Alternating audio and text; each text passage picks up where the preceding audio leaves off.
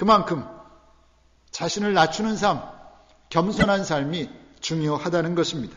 그런데 우리들은 불행하게도 하나님의 그 요구하심을 외면하고 살아갑니다. 자신을 낮추기는커녕 더 높이지 못해서 안절부절합니다. 조금만 무시당해도 그것을 견디지 못합니다. 자신을 낮추기는커녕 목에 힘을 주고 살아갑니다. 그러나 기억해야 합니다. 하나님은 그런 사람들을 싫어하십니다. 정말로 싫어하십니다. 그래서 하나님은 당신이 사랑하는 사람들을 낮추시는 겁니다. 사랑하시기에 낮추시는 겁니다. 강제로 낮은 자리로 떨어뜨리시는 겁니다. 이유가 무엇입니까? 은혜를 주시기 위함입니다. 하나님이 교만한 자를 물리치시고 겸손한 자에게 은혜를 주시니라. 은혜를 주시기 위해 하나님은 우리를 낮은 자리로 떨어뜨리십니다. 그것이 첫 번째입니다. 자, 본문으로 돌아가서 다시 생각해 봅니다. 당시 이스라엘 백성들이 이집트에서 종살이할 때 그들의 생활이 어땠습니까? 종살이였습니다. 그래도 굶진 않았습니다. 그들 자신의 입으로 말한 것처럼 고기 가마니 겉에서 떨어지는 고기를 주워 먹었습니다. 떡도 먹을 수 있었습니다. 그런 그들이 나름대로의 자족과 안전을 버리고 자유를 선택합니다. 뭔가 있을 것 같아서, 지금보단 나을 것 같아서 자유를 선택합니다. 그런데 그 선택의 결과가 생각했던 것과는 많이 달랐습니다. 지속적인 괴로움이었습니다. 아주 기본적인 의식주조차 해결할 수 없는 광야의 고통이 그들에게 남겨집니다. 낮아진다는 의미보다는 비참하다는 표현이 더 적절하다고 느껴질 지경입니다. 그런 광야 40년의 생활을 끝내며 오늘 모세는 40년의 낮아짐을, 40년의 고난을 하나님의 시험이었다, 하나님의 테스트였다고 고백하고 있습니다. 이스라엘 백성의 마음을 알기 위한, 이스라엘 백성의 마음의 중심을 알기 위한, 하나님의 명령에 끝까지 순종하는지를 알기 위한 하나님의 시험이요 훈련이었다라고 고백하고 있습니다.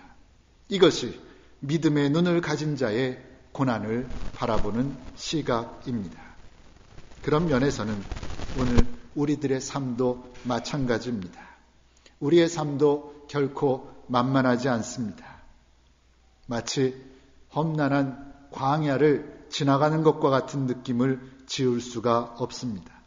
더군다나 나에게 주어진 인생의 무게는, 그리고 내가 지고 가는 십자가는 언제나 유난히도 크고 무겁게 느껴집니다. 출애굽 공동체가 경험한 것처럼 단순히 낮아지는 정도가 아니라 말로 표현하기 힘든 아픔과 한스러움과 때로는 절망을 느끼기도 합니다. 그것이 부인할 수 없는 우리가 걸어가는 인생길의 모습입니다. 그러나 그럴 때마다 우리는 생각해야 합니다. 아니, 그럴 때마다 우리는 믿어야 합니다. 이것은 나를 향한 하나님의 시험이며 하나님의 훈련임을 믿어야 합니다. 그리고 이런 시험과 고난을 주시는 까닭은 하나님이 아직도 나를 사랑하고 계시기 때문임을 우리는 굳게 믿어야 합니다. 이 낮아짐의 훈련을 통해서 언젠가는 나같이 부족한 사람도 하나님께서 쓰시기에 합당한 정금 같은 존재로 변화될 것을 믿어야 합니다. 언젠가는 성숙한 인격체로 가는 곳마다 그리스도의 향기를 바라는 아름다운 신앙인으로 변화될 것을 믿어야 할 것입니다. 실컷 고생하다가 절망하는 삶을 살아가라고 우리를 낮추시는 것이 아님을 분명히 알아야 한다는 말씀입니다. 어쩌면 우리 중에도 지금 내가 바로 그렇다고, 내가 지금 인생의 가장 낮은 자리에 떨어져 있다고 생각하는 분이 계실 수 있습니다. 불뱀과 전갈이 우글거리고 물을 구경조차 할 수 없는 사막의 한가운데 홀로 던져져 있다고 생각할 수도 있습니다. 그러나 우리는 기억해야 합니다. 아니, 믿어야 합니다. 이 자리가 끝이 아니고 이 어려움이 끝이 아님을 믿어야 합니다. 우리의 삶 가운데 수많은 어려움을 주신 하나님께서 언젠가는 반드시 이 어려움의 자리에서, 이 고난의 자리에서 우리를 끌어올려 주실 것을 믿어야 할 것입니다. 우리가 믿는 하나님은 좋으신 하나님이시기 때문입니다. 우리가 믿는 하나님은 참 좋으신, 너무나 좋으신 나의 아버지 하나님이시기 때문입니다.